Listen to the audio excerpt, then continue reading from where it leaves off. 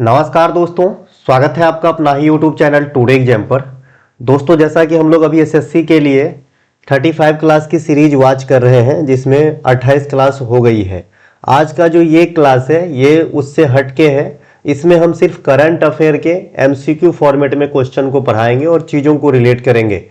इस क्लास का नाम ही है सुपर फास्ट क्लास। बहुत तेज चलूंगा तो बर्दाश्त कीजिएगा और शुरू से अंत तक बने रहिएगा। जो पढ़ने वाले बच्चे हैं उनको समझ में आएगी, जो पढ़ने वाले बच्चे नहीं हो, टाइम पास करने वाले हो, उनको मेरी भाषा शायद समझ में नहीं आती होगी, अभी बाद में आएगी। ठीक है, तो चलिए शुरू करते हैं आज का ये क्लास। थोड़ा फास्ट चलूंगा क्योंकि टाइम की अभाव रहती है। हमारा कोई सा भी कंटेंट वगैरह चाहिए, इस मोबाइल नंबर पे आप जो है व्हाट्सअप मैसेज के थ्रू कंटेंट बाय कर लेंगे और अपने जर्नी को सफल बनाएंगे, या फिर डिस्क्रिप्शन में इसका लिंक भी दिया गया है। आप लिंक के थ्रू भी कंटेंट बाय कर सकते हैं हमारे व्हाट्सएप पे जाके। कंटेंट अवेलेबिलिटी की बात करें तो एसएससी की विभिन्न एग्जाम की कंटेंट अवेलेबल है, चाहे आपको एमटीएस देना हो, जीडी देना हो, या फिर सीजीएल का मेंस क्यों ना देना हो। इसके अलावा रेलवे की कंटेंट अवेलेबल है, आप लोग ले सकते हैं। इस वीडियो में जो मैं करंट अफेयर के माध्यम से फोकस एरिया रखा हूं, जैसे कि खेल परिदृश्य होगा, अवार्ड से संबंधित क्वेश्चन होंगे, इंपोर्टेंट बुक्स होंगे, इसके अलावा जो लेटेस्ट बिल वगैरह जो संसद के अंदर पारित किया गया या फिर अधिनियमित किया गया उनको देखेंगे, नियुक्तियां देखेंगे, और जो रिपोर्ट होते हैं विभिन्न संस्थाओं के द्वारा रिलीज, उनके बारे में क्वेश्चंस को देखेंगे। ठीक है, चलिए शुरू करते हैं। पहला जो हमारा प्रश्न है, राष्ट्रीय खेल के 38वें संस्करण में सर्वश्रेष्ठ टीम को कुल कितने स्वर्ण पदक प्राप्त हुए थे। जैसा कि आप सभी को पता होगा कि राष्ट्रीय खेल है ना, इसके 38वें संस्करण आपके कहां पे हुआ है, तो उत्तराखंड के अंदर हुआ है।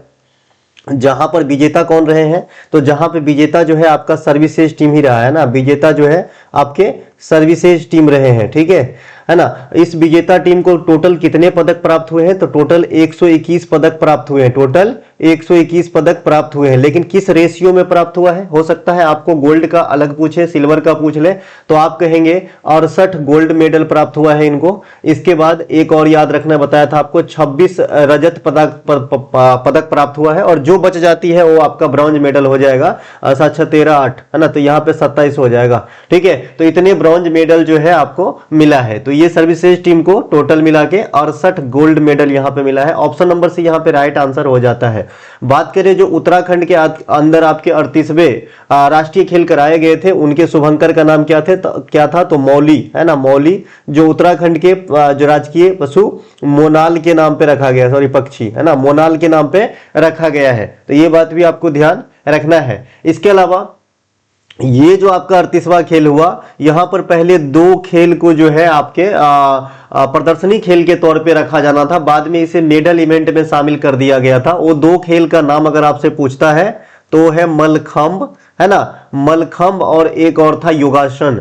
इन दोनों को पहले ऐसा फैसला हुआ था कि भाई इनको जो है प्रदर्शनी खेल के तौर पे शामिल किया जाएगा, लेकिन बाद में इसे फुल फ्लेज में मेडल इवेंट में शामिल कर दिया गया था। प्रदर्शनी के तौर पे क्या होता है, मेडल इवेंट में क्या होता है, हम कई बार बात कर लिए हैं, और ये जो क्वेश्चन है इस पे विस्तार जानकारी मैंने अपने क्लास में आपको प्रोवाइड करा दिया है। तो मैं यहाँ पे शॉर्ट जानकारी देते हुए आगे निकलने की कोशिश कर रहा हूं। इसके अलावा एक चीज और याद रखना जो आपके लिए इंपॉर्टेंट बहुत ज्यादा होगा, कि आगामी जो आपके 39वें संस्करण होगा राष्ट्रीय खेल का, ये आपके कहां पे होगा, तो ये पूर्वोत्तर भारत के मेघालय में होंगे। इन्हें भी आपको ध्यान रखना है। नेक्स्ट क्वेश्चन है हमारा, नेक्स्ट क्वेश्चन है। इससे पहले ये जो आप हमारा उत्पाद का फोटो देख रहे हैं, ये जहां पे कर्सर जा रही है टॉपर्स चॉइस, और ये वाली नीचे वाली जिसमें क्लास नंबर 28 हो गया, ये दोनों सीरीज करने हैं एसएससी वाले बच्चों को। ठीक है, जो एग्जीक्यूटिव पैटर्न पे एग्जाम मतलब देने वाले हैं, और रेलवे वाले बच्चों को ये ऊपर के यानी परीक्षा दर्पण और रेलवे स्पेशल एनटीपीसी जो 30 सीरीज हाल में ही समाप्त हुआ, ये दोनों करके जाना है। रेलवे की फिर से नई वैकेंसी आ रही है, जिनको ग्रुप डी का एग्जाम देना है, बहुत ज्यादा वैकेंसी आने वाली है। प्राप्त जानकारी के अनुसार बहुत जल्दी ही नोटिफिकेशन आपको देखने को मिल जाएगी। तो जिनको रेलवे की तैयारी जो करते आए हैं उनके लिए एक और सुनहरा अवसर है। तैयारी करके निकल जाइए, चिपक जाइए। दिन प्रतिदिन कंपटीशन जो है बहुत ज्यादा महंगा होता जा रहा है ना। दूसरा क्वेश्चन है हमारा, अंतरराष्ट्रीय सौर गठबंधन आईएसए का 107वां सदस्य देश कौन बना है। जो इंटरनेशनल सोलर अलायंस है, आईएसए है, इसका 107वां देश अभी हाल में ही नियुक्त किए गए हैं, मेरे ख्याल में अगस्त 2025 में ना, अगस्त 2025 में जो है इनको सदस्यता मिल गया है। इस देश का नाम है जी मालदीव नहीं है, मलदोवा। मलदोवा इस देश का जो है नाम है। ये मलदोवा यूरोपियन एक देश है ना। इनको जो है 107वें सदस्य के रूप में आईएसए के अंदर शामिल कर लिया गया है। अब देखिए जो राजधानी, राज्य राजधानी पूछे जाते हैं, कंट्री के राजधानी पूछे जाते हैं, तो यहाँ पे कोई आसमान से उड़ के नहीं पूछे जाते हैं। मान लीजिए यही मलदोवा है, आपके लिए एकदम नया होगा सुनने में, और इसी की आपका जो है कैपिटल पूछ देगा तो दांत खिसोड़ दोगे, है ना। तो इससे अच्छा याद करके जाओ। तो इसका जो कैपिटल है किसिनाउ, है ना, CHI चीसी लिखते हैं, CCNAO, इस प्रकार से चिसिनाव या किसिनाव लिखते हैं। इसका जो है आपका, आप इसे पढ़ेंगे हिंदी में किसिनाव ही पढ़ेंगे, ठीक है, चिसिनाव वाले लिखते हैं। तो ये इनके कैपिटल सिटी हो जाते हैं मलदोवा को। इनको 107वां सदस्य के रूप में आईएसए के अंदर जो है सदस्यता मिली है। अगर आपसे पूछे कि भाई ये आईएसए का जो है मतलब गठन या फिर इस संस्था के रूप में स्थापित करने का ख्याल सबसे पहले किन देशों के मन में आया था, तो इसके जो फाउंडर है ये इंडिया और फ्रांस है। इंडिया जितना उतना ही फ्रांस है, ठीक है। ये दोनों मिलके जो है इन्हें 2015 में फाउंड करने की बात करी थी, ठीक है। इनके हेड क्वार्टर कहाँ पे है ये पूछा जाता है, तो इनके हेड क्वार्टर गुरुग्राम में है, इंडिया में है। और ये बहुत बड़ी मेजर चीज है जिनका हेड क्वार्टर इंडिया में है, ठीक है मेरे भाई। तो ये ध्यान रख लेना, ठीक है। मालदीव की राजधानी कहाँ पे है, कोई भी बच्चा बता देना। मालदीव की राजधानी मैं ही बता देता हूँ, माले। मालदीव की राजधानी माले। ये बताना जरूरी इसलिए है कि मालदीव से एक क्वेश्चन आती है कि जितने भी एशियन कंट्री है, एरिया के अकॉर्डिंग ये सबसे छोटू कंट्री है एशियाई देशों में, है ना। एशियाई देशों में ये सबसे छोटी कंट्री है, सबसे छोटी है आपके एशियाई देशों के अंदर मालदीव। तो इन्हें भी ध्यान रखेंगे। इसके अलावा मालदीव में कौन सी भाषा बोली जाती है, यहां से क्वेश्चन आपको देखने को मिला है, तो दिवेही भाषा बोली जाती है। हमारे पड़ोसियों की भाषा जरूर याद रखें आप, दिवेही मालदीव। श्रीलंका में सिंहली भाषा बोली जाती है, सिंहली भाषा बोली जाती है। वर्मा में बर्मी भाषा बोली जाती है। भूटान में जोंगखा भाषा बोली जाती है ना। इसके अलावा नेपाल में नेपाली भाषा बोली जाती है, ये तो आपसे नहीं पूछेगा। अफगानिस्तान में दारी या पश्तो भाषा बोली जाती है, दारी या पश्तो। पाकिस्तान में उर्दू, हिंदी, पंजाबी बोली जाती है। तो ये जो हमारी आसपास के देश है उनके भाषा पर भी हमें फोकस करके एग्जाम में जाना है। यहां से क्वेश्चन पूछ देते हैं। और अपने पड़ोसियों का HDI इंडेक्स में रैंकिंग भी याद कर लेना, बाकायदे क्लास में कराया हूं। साथ ही साथ अपने पड़ोसियों की जो नेशनल फ्रूट होते हैं उनके बारे में भी जानकारी रखनी होती है, ठीक है भाई। इनके अलावा नेक्स्ट है हमारा, निम्नलिखित में से कौन सी योजना सौर ऊर्जा पर आधारित या संबंधित नहीं है। मतलब कौन सी ऐसे स्कीम है इन चारों ऑप्शन में से जो सौर ऊर्जा से ताल्लुकात नहीं रखता हो, ठीक है। कुसुम योजना सौर ऊर्जा से ताल्लुकात रखता है, तो ये सही है। रूफटॉप योजना नाम से स्पष्ट है, आपको सुनने में ही लग रहा होगा, है ना। तो ये भी आपका जो है सौर ऊर्जा से प्रेरित है। पीएम सूर्य घर मुफ्त घर बिजली योजना, ये भी सौर ऊर्जा से प्रेरित है। लेकिन जो मिष्टी योजना है ये आपके सौर ऊर्जा से नहीं इंस्पायर्ड है, इसीलिए आपका यह आंसर है। तो यहाँ पे ऑप्शन नंबर डी जो है आपका आंसर है, क्योंकि जो सौर ऊर्जा पर आधारित नहीं है उसी को सिलेक्ट करना था। अन्य तीनों किसी न किसी रूप में सौर ऊर्जा से संबंधित, सौर ऊर्जा में योगदान, उत्थान या फिर मदद देने वाली योजना है, ठीक है। जो मिष्टी योजना है ये आपके जो है मैनग्रोव बढ़ोतरी वाला योजना है ना। मैनग्रोव एक प्रकार के जंगल होते हैं, एक प्रकार के वन होते हैं मैंग्रोव, है ना। मैंग्रोव एक प्रकार के वन है। कैसे लिखा गया भैया, एक सेकेंड ना, यहां से थोड़ा मिटा देता हूं। अरे यार क्या हो गया, ये वाला, हाँ यहां से मिटाया। मैंग्रोव जो है एक प्रकार का वन होता है, मैंग्रोव, है ना। पेन की जो है ये अभी तक समझ में नहीं आया है मुझे, है ना। मैंग्रोव एक प्रकार का वन होता है जिसे अपन ज्वारीय वन भी कहते हैं, इसीलिए ठीक से लिखा है ना, ज्वारीय वन भी कहा जाता है मैंग्रोव वन को। इसे दलदली वन भी कहते हैं, है ना। और ये विशेषकर जो है तटीय इलाका में पाया जाता है, जो किसी कोस्ट के किनारे पड़ने वाली स्टेट होता है या फिर जगह होता है, वहां पे आपको मैंग्रोव वन देखने को मिलेगा। इंडिया में सबसे बड़ा मैंग्रोव जो है ये आपके सुंदरबन मैंग्रोव है ना।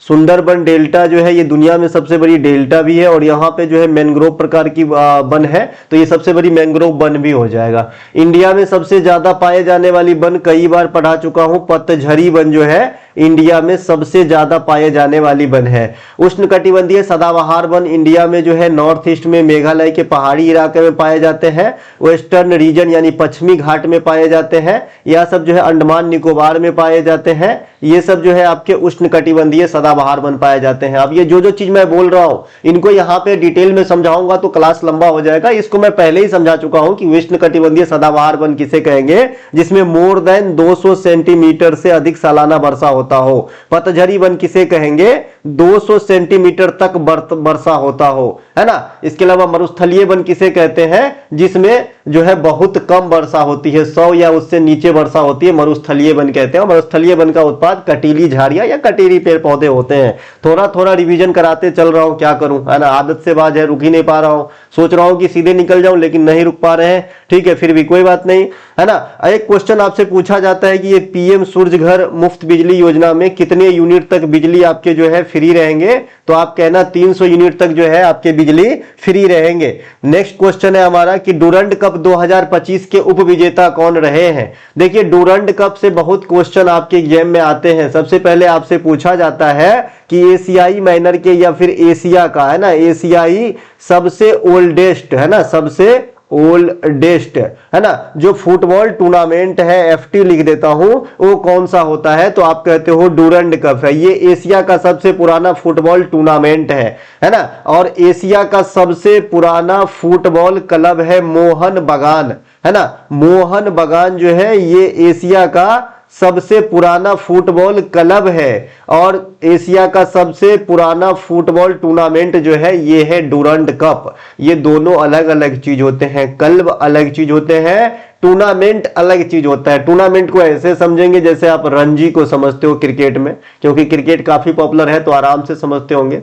सैयद मुश्ताक अली को समझते हो, एसेज को समझते हो, जो इंग्लैंड और ऑस्ट्रेलिया के बीच टेस्ट श्रृंखला होती है, एसेज, है ना। तो वैसे ही जो है टूर्नामेंट डूरंड कप फुटबॉल के क्षेत्र में एशिया का सबसे ओल्डेस्ट है। इसकी स्थापना या शुरुआत की बात करेंगे तो डूरंड कप की शुरुआत जो है ये आपके 1888 में हुआ था। उस समय यानी ब्रिटिश भारत के विदेश सचिव थे हेनरी मोर्टिवियर डूरंड, ठीक है, तो उनके द्वारा शुरू किया गया था 1888 में हेनरी मोर्टेरियर डूरंड के द्वारा। तो इसे भी ध्यान रख लेंगे, पूछा जा सकता है।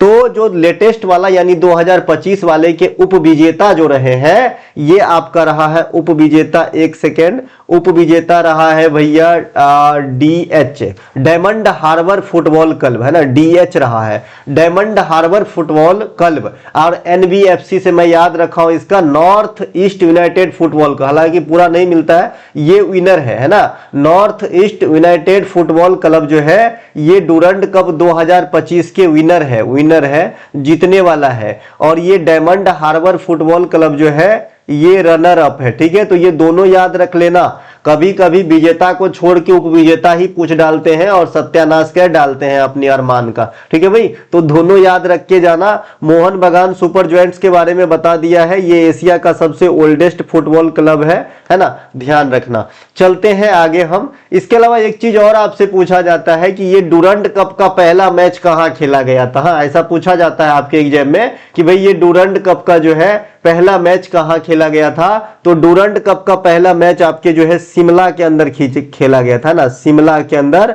खेला गया था, शिमला के अंदर खेला गया था, इसे भी ध्यान रखेंगे। और मैंने कहा कि भाई ये मोहन बगान एशिया की सबसे पुरानी फुटबॉल क्लब है, तो इसकी जो स्थापना हुई थी दोस्त ये 1889 में हुई थी, यानी डूरंड कप से 1 साल छोटा है मोहन बगान क्लब, ठीक है। नेक्स्ट हमारा है विश्व प्रेस स्वतंत्रता सूचकांक 2025 में भारत को कौन सा स्थान मिला है। विश्व प्रेस स्वतंत्रता सूचकांक 2025 में भारत को कौन सा स्थान मिला है। यहां पे राइट आंसर 180, यहां पे 151वां आंसर हो जाएगा, 151वां आंसर हो जाएगा, है ना, कि भाई प्रेस स्वतंत्रता सूचकांक 2025 में जो है आपके इंडिया का 151वीं स्थान है, ठीक है। इसकी स्कोर भी कभी कभी पूछा जाता है, एक एचडीआर का भी स्कोर पूछा जाता है और प्रेस स्वतंत्रता सूचकांक का भी स्कोर पूछा जाता है।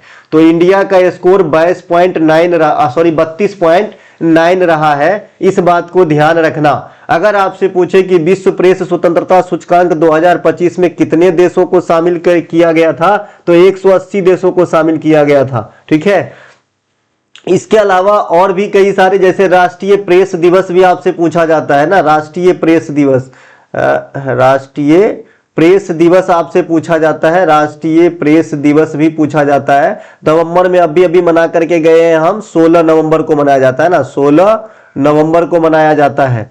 इसके अलावा जो आपका HDR इंडेक्स है, HDR इंडेक्स होता है ना, ह्यूमन डेवलपमेंट रिपोर्ट, उसमें इंडिया को 130वां स्थान दिया गया है। HDR में जो है इंडिया को 130वां स्थान दिया गया है HDR में, HDR 2025। अभी अपने को 2025 का चीज ज्यादा पढ़ना होगा क्योंकि अब हम 2026 में जीने लगे हैं, लेकिन मन नहीं मान रहा है। कभी कभी तो मैं 2025 ही लिख देता हूं कहीं कहीं पे, समय बहुत फास्ट भाग रहा है ना। 130वां स्थान मिला है HDR 2025 में इंडिया को, है ना। इसका स्कोर भी आपसे पूछा जा सकता है, जैसे कि मैंने पहले ही बताया कि दो चीज का स्कोर डिमांड करता है एग्जामिनर, एक तो आपका प्रेस स्वतंत्रता सूचकांक का और एक आपका यहाँ पे HDR का भी, है ना। ये इंटरनेशनल लेवल की रिपोर्ट है और इंडिया का स्कोर डिमांड करता है एग्जामिनर आपसे। तो इसमें है 0.685, है ना, 0.685, कहना तो सही नहीं है लेकिन 685 सही है। ठीक है, 0.685। ठीक है, 118वां रैंक भी है क्या इंडिया का कोई चीज का? 118वां, मैं ऑप्शन रखा हूं तो मिला के ही रखा होऊंगा, मैं चाहता हूं अधिक से अधिक चीज आपको दिया जाए,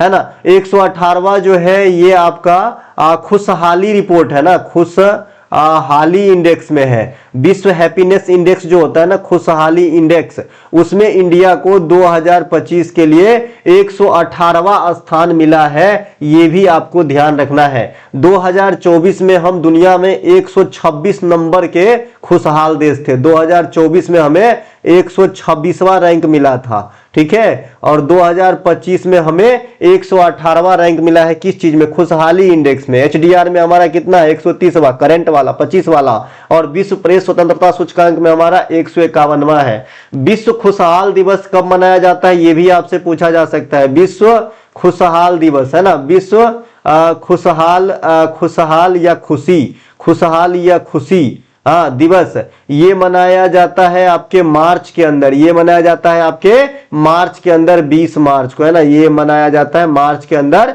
20 मार्च को। एक इसी से मिलता जुलता विश्व ठहाका दिवस होता है या हास्य दिवस होता है ना, ठहाका दिवस, ये आपके 10 जनवरी को मनाया जाता है, यानी कल मनाया जाएगा। ठीक है भाई, और आज जो है 9 जनवरी, चूंकि बाइनियल है तो हम प्रवासी भारतीय दिवस मनाते हैं 2 साल में एक बार, महात्मा गांधी के आगमन पे। इसके अलावा है भारत के 15वें उपराष्ट्रपति के रूप में किसे चुना गया है? ये बहुत कॉमन क्वेश्चन है लेकिन यहां से बहुत कुछ सीखने को आपको मिलेगा।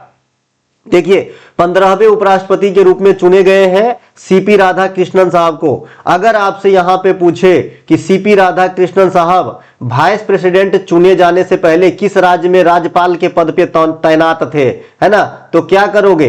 तो इससे जस्ट पहले इन्होंने महाराष्ट्र में राज्यपाल के तौर पे सेवा दे रहे थे। ठीक है मेरे भाई, CP राधाकृष्णन साहब आंसर हो गया, और इनसे पहले ये महाराष्ट्र में राज्यपाल रह चुके हैं। इस CP राधाकृष्णन साहब से पहले यानी 14वें क्रमांक के उपराष्ट्रपति कौन थे? जगदीप धनखड़ साहब। 13वें क्रमांक के उपराष्ट्रपति कौन थे? वेंकैया नायडू साहब। ये आपको ध्यान रखना है भैया। उपराष्ट्रपति का पद जो है आर्टिकल 63 में बताया गया है कि भारत में एक उपराष्ट्रपति होगा। उपराष्ट्रपति के पास दोहरी जिम्मेवारी होती है ना, दोहरी जिम्मेवारी होती है। दोहरी जिम्मेवारी का मतलब समझ रहे हैं? जब मान लीजिए कि भैया किसी कारण से राष्ट्रपति जो है अवेलेबल नहीं है देश में, या उनके पद रिक्त हो, तो उस समय इन्होंने प्रेसिडेंट का काम भी करना है, और साथ ही साथ ये राज्यसभा के अंदर पदेन सभापति का काम भी करना है। अगर आपसे पूछे कि भाई राज्यसभा के अंदर पदेन सभापति का रोल उपराष्ट्रपति साहब निभाते हैं, तो यह अधिकार या फिर यह बात किस आर्टिकल में वर्णित है? तो आप कहेंगे आर्टिकल नंबर 64 में यह बताया गया है कि उपराष्ट्रपति ही भारत के अपर सदन के पदेन सभापति होंगे, यानी राज्यसभा के पदेन सभापति होंगे। इतनी बात आपको ध्यान रखना है। ठीक है मेरे भाई। इसके अलावा जो जगदीप धनखड़ साहब है ये इस्तीफा दिए थे। आपसे अगर पूछे कि भाई इस्तीफा अब तक इंडिया में कितने राष्ट्रपति दिए हैं, तो सबसे पहले वीवी गिरी साहब है ना, बीवी गिरी साहब, बाद में ये फुलकालीन राष्ट्रपति भी बने थे, तो इन्होंने सबसे पहले इस्तीफा दिए थे। फिर आर वेंकट रमन साहब है ना, आर वेंकट रमन साहब भी इस्तीफा दिए थे, और फिर जगदीप धनखड़ साहब है ना। तो इस प्रकार से जो है खर होता है, धर नहीं है ना। इस प्रकार से जो है 3 उपराष्ट्रपति अब तक अपने समय को पूर्ण करने से पहले ही इस्तीफा दे दिए हैं, है ना। उपराष्ट्रपति की चुनाव कौन करते हैं, तो संसद के सभी सदस्य करते हैं, संसद के सभी सदस्य करते हैं, चाहे तो मनोनीत हो चाहे तो वो निर्वाचित हो। लेकिन राष्ट्रपति की जो मतलब चुनाव करने वाला ग्रुप होते हैं उसमें संसद के सिर्फ निर्वाचित सदस्य ही भाग लेते हैं। आई होप आप इतना बात तो जानते होंगे, या नहीं जानते हैं तो यहां से जानना आपके लिए जरूरी है। उपराष्ट्रपति के चुनाव में संसद के सभी सदस्य भाग लेते हैं, लेकिन राष्ट्रपति के चुनाव में संसद के सिर्फ निर्वाचित सदस्य ही भाग लेते हैं, है ना। उपराष्ट्रपति का जो चुनाव है वो आर्टिकल 66 के अनुसार कराया जाता है, और राष्ट्रपति का जो चुनाव है वो पकानी कोका पकानी निर्वाचन पकानी 52-53-54 के अनुसार किया जाता है। तो इस प्रकार से आप इसे ध्यान रखेंगे। इसके अलावा एक चीज और आपसे पूछा जा सकता है गुरु, कि भाई जो अभी करंट उपराष्ट्रपति है उनके अगेंस्ट में कौन खड़ा हुए थे, तो सुदर्शन रेड्डी है ना, सुदर्शन रेड्डी लिख देता हूं, एस रेड्डी लिख देता हूं, ये विपक्ष में खड़ा हुए थे, इन्हें भी ध्यान आपको रखना है। ठीक है मेरे भाई। नेक्स्ट क्वेश्चन है हमारा, है ना, नेक्स्ट क्वेश्चन है ऑनलाइन गेमिंग संबंधन विनियमन विधेयक 2025 किसके द्वारा पेश किया गया था, यानी इस चारों मिनिस्टर कैडर के लोग में से किनके द्वारा जो है संसद के समक्ष रखा गया था, तो ये है अश्विनी वैष्णव जी। इन्होंने जो भी ऑनलाइन गेमिंग होता है, अभी वर्तमान में रेल मिनिस्ट्री के मंत्री हैं अश्विनी वैष्णव जी, है ना, इन्होंने जो है गेमिंग संवर्धन ऑनलाइन गेमिंग संवर्धन विनियमन विधेयक 2025 को जो है संसद के समक्ष रखे, और ये तुरंत विधेयक पास भी हो गई। इसके पास होने से क्या कानून बन गया है, जो इंडिया में ड्रीम 11 है ना, ड्रीम 11 करोड़पति बनो रातों रात, जाओ टीम बनाओ, यहां क्या कर रहे हो, मैं 11 सर्किल, ये सब जो भी था, एक्स बेट है ना, ये मैं कैसे जानता हूं भाई, इसके इतने प्रचार होते हैं कि बच्चा बच्चा ही जानते हैं इंडिया में। तो ये सब जो है बैन हो गए, इन पे जो है करोड़ों का जुर्माना है अगर ये कोई संचालित करता है तो। और जो भी फिल्म हस्ती या फिर जो क्रिकेट खिलाड़ी या फिर कोई अन्य खिलाड़ी इनके जो भी एडवर्टाइज करते थे, है ना, तो अब वो भी नहीं कर पाएंगे, क्योंकि यहां भी जो है जुर्माना काफी खतरनाक रखा है, मिनिमम 50 लाख या इससे अपर जुर्माना और 3 साल तक की कैद भी रखा गया है। तो भाई ऑनलाइन विधेयक वाला क्वेश्चन जो है आपके एग्जाम में पूछे ही जाएंगे, ध्यान रखना। ठीक है मेरे भाई, ध्यान रख लेना। लेकिन इसी ऑनलाइन विधेयक में एक चीज और कहा गया था कि ई स्पोर्ट्स को मान्यता दे दिया गया है, ई स्पोर्ट्स जो है इनको मान्यता दे दिया गया है, और जो जितने भी ऑनलाइन गेमिंग प्लेटफॉर्म है उनको जो है निष्क्रिय कर दिया गया है। नेक्स्ट क्वेश्चन है हमारा, भारत को क्लोरोफ्लोरो के उपयोग में 80% तक की कमी लाने का लक्ष्य किस वर्ष तक जो है रखा गया है। क्लोरोफ्लोरोकार्बन आप सभी जानते हैं CFC है ना, CFC ये क्या होता है, ये ओजोन लेयर को क्षति पहुंचाने वाला गैस है। ठीक है, ओजोन लेयर को क्षति पहुंचाने वाला गैस है। ये कहां से ज्यादा पनपता है, तो जो हम घर में फ्रिज AC वगैरह स्टार्ट करते हैं, है ना, चलाते हैं, हवा खाते हैं, तो इनका मुख्य कारण यही है। ठीक है, और ये क्या नाश करता है, ओजोन लेयर को। ओजोन में ऑक्सीजन के कितने परमाणु होते हैं का पूछा जाता है कि भाई ओजोन के एक अणु में ऑक्सीजन के कितने परमाणु होते हैं, है ना, तो ओजोन के एक अणु में ऑक्सीजन के, है ना, 3 परमाणु होते हैं, इन्हें ध्यान रखना। इसीलिए इनका जो अनुभार है 16 तिहाई के 48 हो जाती है, कई बार एग्जाम में पूछे गए हैं। इसके अलावा जो आपका मॉनिट्रियल प्रोटोकॉल है, ये आपके ओजोन परत के संरक्षण मॉनिट्रियल, है ना, ये गलती हो सकती है लिखने में, किसी जगह का नाम किसी आदमी का नाम कई तरीके से लिखा जाता है भाई, है ना। मॉनिट्रियल प्रोटोकॉल जो है ओजोन पर आधारित है, इन्हें ध्यान रखना। इसके अलावा तो इसका राइट आंसर जो है, इंडिया ऐसा प्रण लिया है कि मैं अपने CFC जितना भी मैं छोड़ता हूं उसकी 80% तक कमी कर दूंगा। तो ये 2047 इसका आंसर हो जाएगा, @ 2047 तक। ठीक है भाई, इसको ध्यान रखना है। इसके अलावा 2047 तक जो है भारत एक ऊर्जा स्वतंत्र देश बनना चाहता है, यानी ऊर्जा डिपेंडेंसी जो है दूसरे के ऊपर, ये जो है मुक्त होना चाहता है 2047 तक।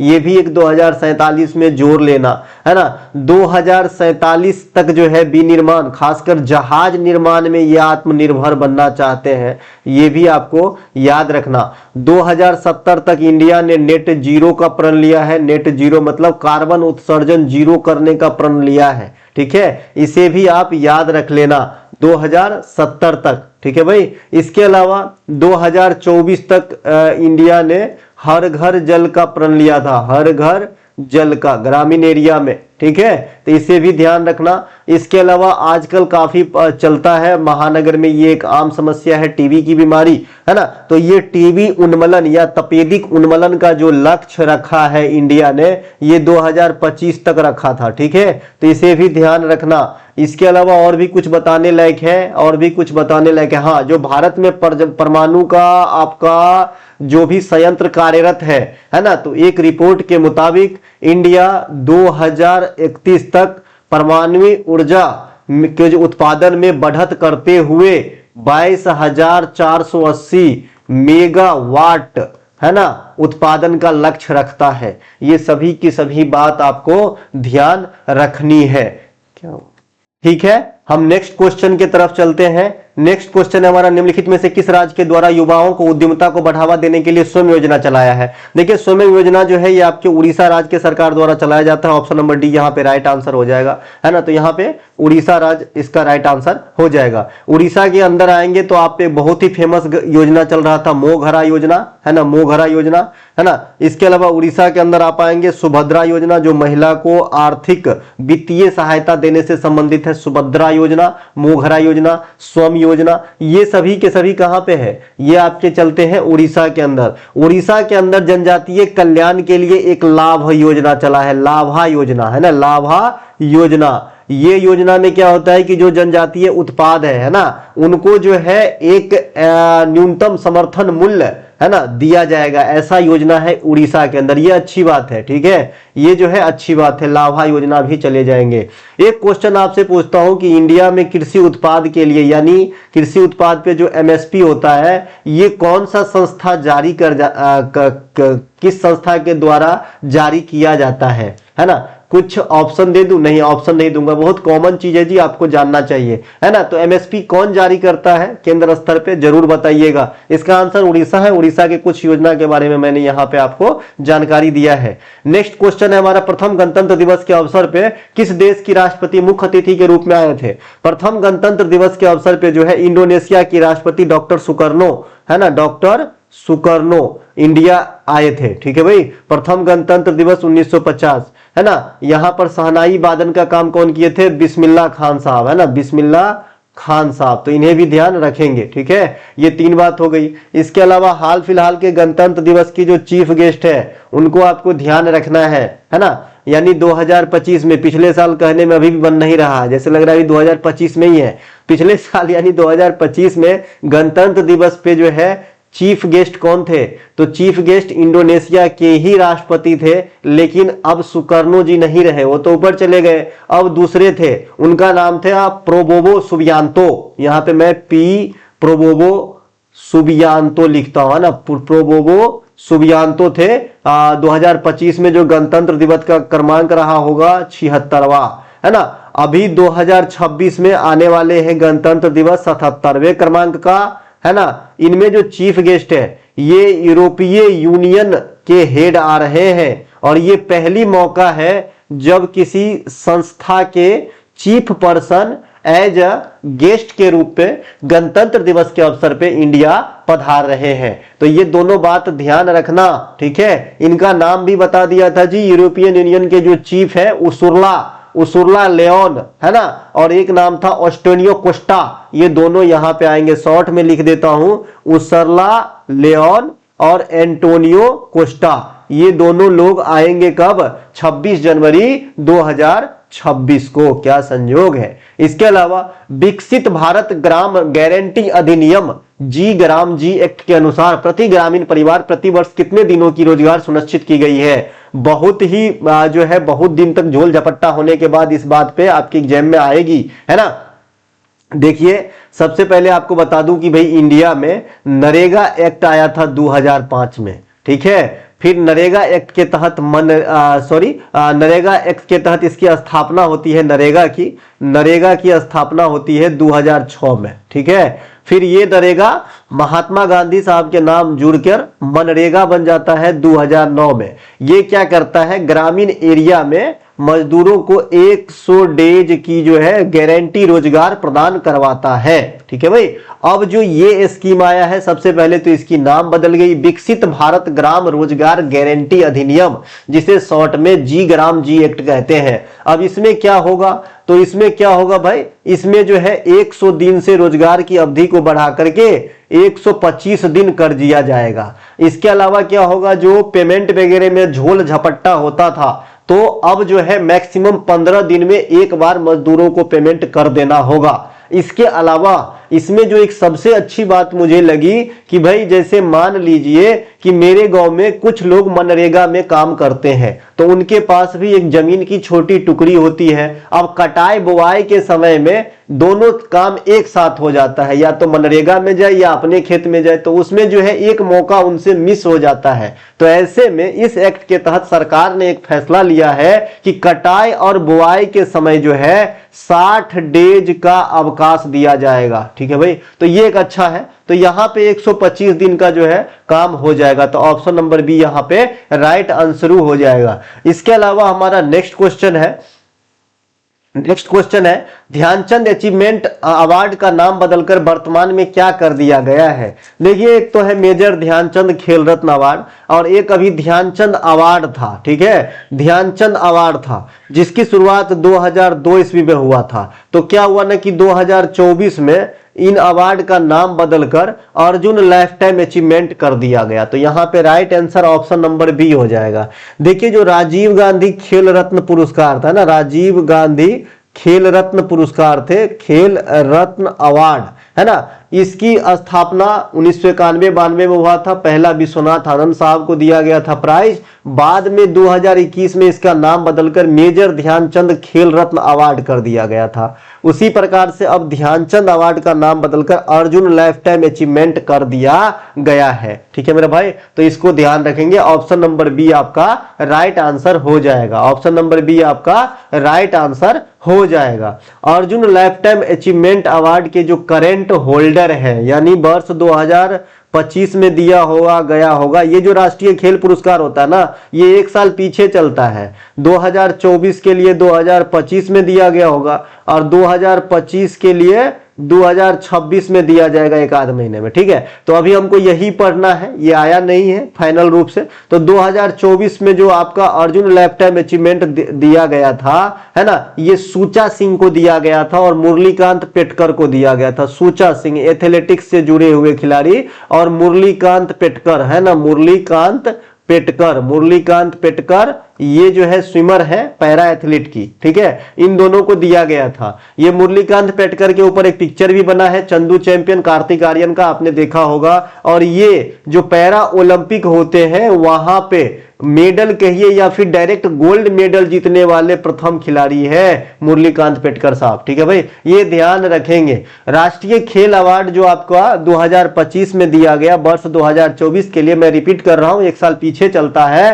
तो उसमें आपसे क्वेश्चन पूछा जा सकता है कि अर्जुन अवार्ड कितने व्यक्ति को दिया गया था? तो अर्जुन अवार्ड 32 व्यक्ति को दिया गया था, है ना। इसके अलावा मेजर ध्यानचंद खेल रत्न अवार्ड 4 व्यक्ति को दिया गया था। अभी आपने देखा अर्जुन लाइफ टाइम अचीवमेंट 2 व्यक्ति को दिया गया है। तो ऐसे कुछ क्वेश्चन आपके एग्जाम में आ जाते हैं। मेजर ध्यानचंद जो दिया गया था, मेजर ध्यानचंद खेल रत्न अवार्ड, यानी पिछले साल, उसमें थे डी गुकेश, मनु भाकर, हरमनप्रीत सिंह और प्रवीण कुमार, है ना, हरमनप्रीत सिंह और प्रवीण कुमार, ठीक है, हरमन प्रीत PS, ठीक है, इससे ध्यान रख लेंगे। नेक्स्ट है हमारा, भारत में वित्तीय स्थिरता रिपोर्ट निम्नलिखित में से किस संस्था के द्वारा जारी किया जाता है? वित्तीय स्थिरता रिपोर्ट जो है ये जारी करते हैं RBI, reserve bank of India. Reserve bank of India की स्थापना 1935 में हुआ था और इसकी राष्ट्रीयकरण 1949 में हुआ था। ये भारत का केंद्रीय बैंक है ना, ये भारत का केंद्रीय बैंक है। इसे अंतिम ऋणदाता बैंक भी कहा जाता है, अंतिम ऋणदाता बैंक भी कहा जाता है। रिजर्व बैंक ऑफ इंडिया क्या करता है? मौद्रिक नीति बनाता है ना, मौद्रिक नीति बनाता है, नोट छापता है ना, सरकार के बैंकर का काम करता है, कमर्शियल बैंक को लोन देते हैं, है ना। ये सब जो है आप रिजर्व बैंक ऑफ इंडिया से समझेंगे। तो यहाँ पे right answer reserve bank of India हो गया, है ना। बाद बाकी नीति आयोग भी कई रिपोर्ट जारी करते हैं, जिसमें सबसे पॉपुलर MPI इंडेक्स होता है, SDG रिपोर्ट होता है। ये सब नीति आयोग का पहल है। नीति आयोग की स्थापना या फिर शुरुआत कहिए, ये तो रिप्लेस्ड है योजना आयोग का, 2015 में हुआ था 1 जनवरी से। इसमें प्रधानमंत्री ही अध्यक्ष होते हैं। विश्व पर्यावरण दिवस 2025 का विषय क्या था? तो विश्व पर्यावरण दिवस 2025 का विषय था प्लास्टिक प्रदूषण को हराओ। तो यहाँ पे right answer option number B हो जाएगा। पर्यावरण दिवस जो है ये स्टॉकहोम सम्मेलन का देन है ना, स्टॉकहोम सम्मेलन का देन है। ये कब हुआ था? 1972 में। लेकिन पहला पर्यावरण दिवस जो है ये कब मनाया गया था? फर्स्ट पर्यावरण दिवस 1973 में मनाया गया था। तो ऐसे आपको ध्यान रखना है, ठीक है मेरे भाई। पहला मनाया गया 1 साल बाद, घोषणा तो पहले ना हो जाएगा जी। तो इस प्रकार से, ठीक है भैया। इसके अलावा नेक्स्ट क्वेश्चन है हमारा, है ना, 2025 में गणतंत्र दिवस के अवसर पे कुल कितने पद्म विभूषण अवार्ड दिए गए थे? देखिए 2025 में मैंने अभी अतिथि बता दिया था कौन आए थे, 26 में कौन आएगा, पहला में कौन आया था। अब इस पे जो है पद्म अवार्ड की घोषणा भी होती है। तो पिछले साल यानी 2025 में टोटल, है ना, टोटल की बात करेंगे तो 9 7 16 9 3 12 7 19 139 पद्म अवार्ड की घोषणा किया गया था पिछले साल, है ना। पिछले साल 139 पद्म अवार्ड की घोषणा किया गया था, जिनमें पद्म विभूषण दिए उन तीनों में सबसे बड़े होते हैं, तो सबसे कम आदमी को दिया जाएगा। तो 7 गो आदमी को दिया गया था। पद्म भूषण जो है ये 19 आदमी को दिया गया था, पद्म भूषण, है ना, पद्म भूषण। और पद्मश्री जो दिया गया था ये 113 आदमी को दिया गया था। यहां से डायरेक्ट आंकड़ा याद रखना है। और जो पद्म विभूषण या फिर जो कला से जुड़े हुए हस्ती को अवार्ड मिलता है उनका नाम भी याद रखना है। नेक्स्ट क्लास में इससे क्वेश्चन होगा, सारी डिटेल वहीं पर मैं दे दूंगा। निम्नलिखित में से किस पुस्तक को पहली अंतर्राष्ट्रीय बुकर पुरस्कार प्राप्त करने का गौरव प्राप्त है ना। यहां पे जल्दबाजी मत करना, दिक्कतें में आ जाओगे। देखो मैंने आपको बताया है कि भाई अंतर्राष्ट्रीय बुकर पुरस्कार और बुकर पुरस्कार दो अलग अलग चीज है। अंतर्राष्ट्रीय बुकर पुरस्कार की शुरुआत 2005 में हुआ था, जबकि बुकर पुरस्कार की शुरुआत 1969 में हुआ था। बुकर पुरस्कार जो है ये इंग्लिश भाषा में दिया जाता है ना। और ये अंतर्राष्ट्रीय बुकर पुरस्कार है, ये दुनिया के कोई भी भाषा ABCD किसी में भी दिया जा सकता है, लेकिन इसके एक शर्त है ना, कि इसका जो है इंग्लिश में अनुवाद किया गया हो, इंग्लिश ट्रांसलेट किया गया हो, ठीक है मेरे भाई। तो है ना, निम्नलिखित में से किस पुस्तक को पहले अंतर्राष्ट्रीय बुकर पुरस्कार प्राप्त करने का गौरव प्राप्त है? तो इसका राइट आंसर है रेत की समाधि। रेत की समाधि वर्ष 2022 में इंटरनेशनल बुकर पुरस्कार जीती थी, है ना। और इनके राइटर हैं गीतांजलि श्री, है ना। गीतांजलि श्री की ये पुस्तक है, हिंदी भाषा की पुस्तक है। और इन्होंने रेत की समाधि नामक से इन्होंने जो है रेत की समाधि लिखी थी। बाद में इनको टॉम ऑफ सैंड करके जो है इंग्लिश रूपांतरण किया गया और इस पुरस्कार को अंतर्राष्ट्रीय बुकर पुरस्कार 2022 के लिए सेलेक्ट कर लिया गया। तो यहाँ पे राइट आंसर रेत की समाधि होगी। ये जो हार्ट लैंप आप देख रहे हैं ये बानू मुश्ताक जी की पुस्तक है, बानू मुश्ताक जी की पुस्तक है ना। ये आपके जो है इनको ट्रांसलेट किया दीपा भस्ती, है ना, दीपा भस्ती या हाँ भस्ती है, दीपा भस्ती नामक महिला ने इन्हें ट्रांसलेट किया। और ये पुस्तक 2025 के इंटरनेशनल बुकर पुरस्कार के विजेता है। ये 2025 के इंटरनेशनल बुकर पुरस्कार के विजेता है, ठीक है मेरे भाई। द इनहेरिटेंस ऑफ लॉस, है ना, यहाँ पे बुकर पुरस्कार है ना, यहाँ पे बुकर पुरस्कार के जो है पहला से कोई रिलेशन नहीं है इसका। इन अ फ्री स्टेट को है relation. In a free state जो है ये VS नायपाल के द्वारा लिखा गया है ना उपन्यास है, और इन्हीं को जो है बुकर पुरस्कार दिया गया था, और इस प्रकार बुकर पुरस्कार प्राप्त करने वाले प्रथम भारतीय मूल के व्यक्ति बने थे, है ना, VS नायपाल साहब। ठीक है, अभी मैंने बताया बुकर क्या होता है और अंतरराष्ट्रीय बुकर क्या होता है, तो कंफ्यूजन नहीं मांगता रे बाबा नको, है ना। इनके अलावा नेक्स्ट क्वेश्चन है, अच्छा अगर आपसे पूछे कि भाई भारतीय मूल के किस महिला को पहली बार बुकर पुरस्कार मिला था, तो अरुंधति राय को। ठीक है, अरुण जैसे पुरुष में VS नायपाल, तो महिला में अरुंधति राय। अरुंधति राय किसके लिए? The God of A small thing, है ना, the God of A small thing, the God of small things के लिए दिया गया था। ठीक है मेरे भाई, तो यहां पे पहली अंतरराष्ट्रीय बुकर पुरस्कार जीतने वाले भारतीय, तो आपका कह देना है क्या भैया, रेत की समाधि, है ना, ये आपका गीतांजलि श्री। और पहले बुकर पुरस्कार जीतने वाले भारतीय मूल के लोग तो VS नायपाल, पहले बुकर पुरस्कार जीतने वाले भारतीय मूल के महिला तो अरुंधति राय। तीनों बात समझ में आया होगा। नेक्स्ट क्वेश्चन हमारा, ऑस्ट्रेलिया ओपन 2025 के महिला एकल के विजेता कौन है? देखिए ऑस्ट्रेलिया ओपन 2025 के महिला एकल के विजेता है ऑस्ट्रेलिया ओपन। सबसे पहले ये जो है ग्रैंड स्लैम टूर्नामेंट के अंतर्गत आता है। ग्रैंड स्लैम टूर्नामेंट 4 होता है, ये ऑस्ट्रेलिया ओपन होता है, फ्रेंच ओपन होता है, फिर हमारा विंबलडन होता है, फिर हमारा विंबलडन होता है, और फिर हमारा USA ओपन होता है। ये साल में कराए जाने का क्रम भी है। अगर कोई साल स्टार्ट होता है तो सबसे पहले ऑस्ट्रेलिया ओपन होगा, फिर आपका फ्रेंच ओपन होगा, फिर विंबलडन, फिर US ओपन होगा। ऑस्ट्रेलिया ओपन जो है और आपका जो है ऑस्ट्रेलिया ओपन और USA ओपन, ये दोनों आपके कहां पे खेले जाते हैं? ये हार्ड कोर्ट में खेले जाते हैं। जो फ्रेंच ओपन है ये आपके क्ले कोर्ट में खेला जाता है, और जो विंबलडन है ये आपके ग्रास कोर्ट में खेले जाते हैं। इतना बात ध्यान रखना, ये टेनिस की टूर्नामेंट है ना, टेनिस का महाकुंभ है। इसके अलावा यहाँ पे राइट आंसर हो जाएगा मेडिसिन कीज जो है ऑस्ट्रेलिया ओपन 2025 के महिला एकल के विजेता है। ये USA के रहने वाली है। ठीक है, कोको गाफ जो है, ये कोको गाफ को जानते हैं क्या? कोको गाफ जो है ये फ्रेंच ओपन के महिला एकल 2025 में विजेता है ना, फ्रेंच ओपन के विजेता। और ये जो कोको गाफ है ये भी USA से बिलोंग करती है। ईगा स्विटेक जो है, ये आपके विंबलडन, सर्दी को क्या होगा, विंबलडन 2025 के महिला एकल के विजेता है ईगा स्विटेक, और ये रहने वाली है पोलैंड के। कहां पे के रहने वाली है? पोलैंड की रहने वाली है। इसके अलावा आर्यना सबलेंका, ये बेलारूस की रहने वाली है, और ये USA ओपन 2025 के विजेता है महिला एकल में। तो ये ध्यान रखना है ना भैया। इसके अलावा नेक्स्ट क्वेश्चन है हमारा, इसरो ने, एक सेकंड रुक ही जाता हूं, बता देता हूं भैया, सर्दी हो गया था थोड़ा सा रुक गया था। चलिए नेक्स्ट है हमारा, इसरो ने NASA ISRO synthetic aperture radar को किस रॉकेट से प्रक्षेपित किया? ऐसा यहाँ पे लिखना पड़ेगा, या फिर यान लिख लेना, है ना, या फिर यान लिख लेना या रॉकेट लिख लेना, कुछ भी लिख सकते हो, क्वेश्चन में थोड़ा सा मिसप्रिंट है। तो यहाँ पे राइट आंसर जो है, जो इसरो है, निसार है। सबसे पहले देख रहे हैं यहाँ पे, ये नासा और इसरो का संयुक्त प्रोजेक्ट है।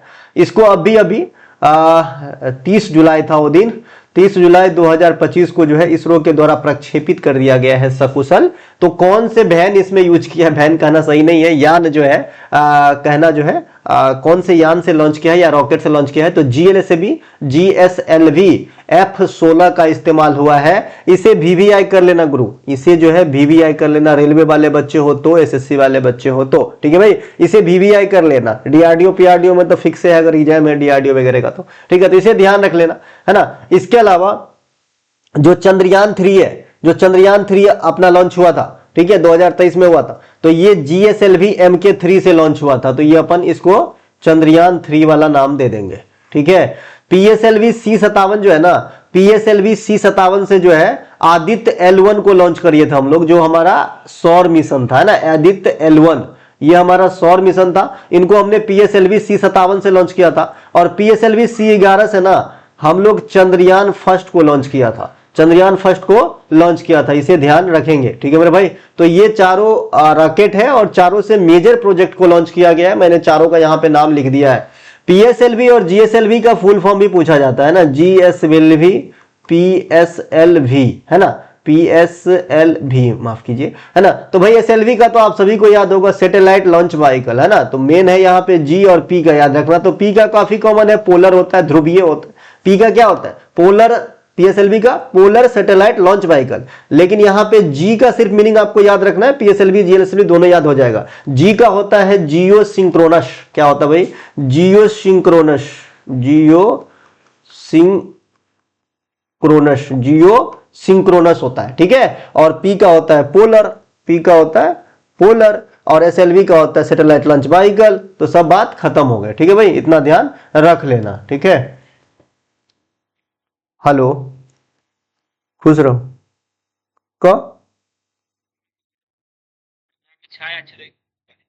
आब गेलखिन, कैसे रुकता है, कैसे रुकता है। नेक्स्ट क्वेश्चन है हमारा। अच्छा, इसरो के बारे में थोड़ा सा बता देते हैं भाई, है ना। ऐसे तो बहुत बेसिक क्वेश्चन है इसरो वगैरह। देखिए, इसरो की स्थापना 1969 में हुआ था, और इसकी जो मुख्यालय है ये बेंगलुरु के अंदर है ना। और पंचवर्षीय योजना में पूछा जाता है कि कब हुआ था, तो कहेंगे चौथी पंचवर्षीय योजना में हुआ था इसकी स्थापना, ठीक है। और अभी इनके जो हेड है बी नारायणन है ना, बी नारायण, तो इन्हें भी ध्यान रख लेना है। ये इसरो के बारे में छोटी सी जानकारी है, बाद बाकी आप सभी जानते ही हैं। इसके अलावा जो एक DRDO है, उनके भी हेड का नाम याद रख लेना, समीर कामत साहब है। और DRDO की स्थापना 1958 में हुआ था। तो 1958 में अगर DRDO की स्थापना होती है, तो आप लोग बताना कि ये कौन से पंचवर्षीय योजना में हुआ होगा, पहला, दूसरा, तीसरा। इतना ही ऑप्शन देता हूं, आप लोग कमेंट करना। मैं ये भी देखना चाहता हूं कि यहां तक कौन मेरे बातों को जो है सुने हैं। नेक्स्ट क्वेश्चन है कि किस राज्य की कैमूर वन्यजीव अभयारण्य को केंद्र सरकार ने राज्य के दूसरे टाइगर रिजर्व का दर्जा दे दिया है, सॉरी, विकसित करने के लिए मंजूरी दे दी है, अभी मिला नहीं है। तो ये भैया कैमूर कहाँ पे है, बिहार में है। कैमूर कहाँ पे है, बिहार में। तो यहाँ पे राइट आंसर क्या हो जाएगा, बिहार हो जाएगा। राइट आंसर क्या हो जाएगा, बिहार हो जाएगा। देखिए, बिहार में अगर आपसे पूछा जाता है कि पहला टाइगर रिजर्व कौन है और अभी तक पूर्णतः दर्जा प्राप्त एकमात्र है, तो वाल्मीकि टाइगर रिजर्व है, जो बिहार के वेस्ट चंपारण जिला में है, पश्चिमी चंपारण जिला में है, ठीक है। बिहार में अगर आपसे पूछा जाता है कि पहले रामसर का जगह का नाम क्या था बिहार में, तो कांवर झील, जो आपके कांवर झील है बेगूसराय में, है ना। कांवर झील जो है ये बिहार के पहले रामसर दर्जा प्राप्त लेक था, जो बिहार के बेगूसराय में स्थित है। और ये आपका जो है गोखुर झील है ना, गोखुर झील है, गोखुर झील। गोखुर झील क्या होता है, मैंने अच्छे से आपको बताया है कि जब नदी अपनी रास्ता कुछ इस प्रकार से चलना स्टार्ट करके चलती रहती है, और ऐसे ऐसे चल के जब सीधा छोड़ना, ये वाला पार्ट जब कट जाता है और नदी यहाँ से बहना स्टार्ट हो जाता है, तो ये झील का एक निर्माण हो जाता है, ठीक है, यू आकार का। तो इसे अपन गोखुर झील कहते हैं, ठीक है। इसे क्या कहते हैं, गोखुर झील कहते हैं। तो ये ऑक्सबो झील या गोखुर झील। तो रामसर पहला था बिहार का कांवर झील, जो एक प्रकार का गोखुर या ऑक्सबो झील है। रामसर की बात करें तो बिहार में काफी और स्थल है, नागी है पक्षी अभयारण्य, नकटी है, नागी, नकटी, गोखुर झील। अभी बिहार में एगो जो झील का है गोगाबिल, है ना, गोगाबिल, गोगाबिल झील, ये बिहार में, इसको रामसर का दर्जा दे दिया गया है, और ये कटिहार में, बिहार के कटिहार में है। देखिए, गोगाबिल से नाम से मिलता जुलता है एगो दीपोर बिल, है ना, दीपोर बिल, है ना। ये दीपोर बिल जो है ये बिहार में नहीं है, ये असम में है। कई बार आपके एग्जाम में पूछा गया है, ये भी रामसर स्थल प्राप्त, मतलब दर्जा प्राप्त स्थल है, दीपोर बिल। तो दीपोर बिल कहाँ पे है, असम के अंदर है। दीपोर बिल कहाँ पे है, असम के अंदर है। उसी प्रकार से नाम है गोगा बिल, ये बिहार के कटिहार में रामसर स्थल है, इन्हें भी ध्यान रखेंगे, है ना। बिहार में अभी तक जो है मेरे ख्याल में 6 रामसर स्थल है, नागी, नकटी, गोगा बिल और कंवर झील, गोकुल जलाशय और एक उदयपुर झील। बिहार में देखिए उदयपुर झील भी है, ये नहीं राजस्थान चले जाएंगे, बिहार दरोगा में एक बार ये क्वेश्चन पूछा गया है, उदयपुर झील कहाँ है। अधिकांश बच्चे राजस्थान आंसर लगा दिए। ये उदयपुर झील जो है ये बिहार में भी है भाई, पश्चिमी चंपारण जिला में, तो इन्हें भी ध्यान रखेंगे। नेक्स्ट क्वेश्चन है हमारा, पीएम ई ड्राइव योजना का विस्तार किस वर्ष तक के लिए कर दिया गया है। पीएम ई ड्राइव योजना जो भारत के भारी उद्योग मंत्रालय है ना, उनके द्वारा शुरू किया गया था। जो भारी वाहन मंत्रालय है या भारी उद्योग, यहाँ उद्योग लिखिए, भारी उद्योग मंत्रालय है ना, तो उनके द्वारा शुरू किया गया यह योजना है पीएम ई ड्राइव योजना, है ना। तो इसकी विस्तार करते हुए अब जो है 2028 तक के लिए सक्रिय कर दिया गया है, बढ़ा दिया गया है। एक इसी प्रकार से मिलता जुलता नाम पीएम डिवाइन योजना है ना, पीएम डिवाइन योजना, पीएम डिवाइन योजना। यह योजना आपके 2022 में आया था, और ये नॉर्थ ईस्ट इंडिया को, यानी पूर्वोत्तर भारत में रोजगार की स्थिति को सुदृढ़ करते हुए महिलाओं की स्थिति सही करने के लिए लाया गया था। ठीक है, तो ये से ध्यान रखेंगे। तो भैया ये थे आज का क्लास, करंट अफेयर का कुछ चटकारा। अगर आपको अच्छा लगे तो लाइक करें, अपने दोस्तों में शेयर करें। जिनको भी एसएससी एमटीएस में अगर अच्छा मार्क लाना है ना, मेरिट लायक मार्क लाना है, तो इंग्लिश का तो मैं नहीं बता सकता कि भाई इंग्लिश आप कहाँ से पढ़ते हैं, कैसे पढ़ते हैं, लेकिन जीके जीएस का बता सकता हूँ। मेरा एक टॉपर्स चॉइस है जो आपके एडुकेटिव मॉडल पे पढ़ाया गया है, टिकट टॉपर चॉइस है ना, और एक लेटेस्ट 35 सीरीज जिसको हमने शुरुआत में दिखाया था, दोनों का लोगो है ना, लेटेस्ट 35 क्लास सीरीज जिसमें 28 क्लास हो भी चुकी है। इन दोनों को कर लेते हैं और पहले से मॉक टेस्ट लगाते ही होंगे, और नहीं भी लगाते हैं तो अब भी लगाना स्टार्ट करते हैं, ये दोनों पढ़ लेते हैं तो आपको जीके जीएस में कोई भी दिक्कत नहीं होगी। अब मिलेंगे अगले वीडियो में, तब तक के लिए जय हिंद, जय भारत।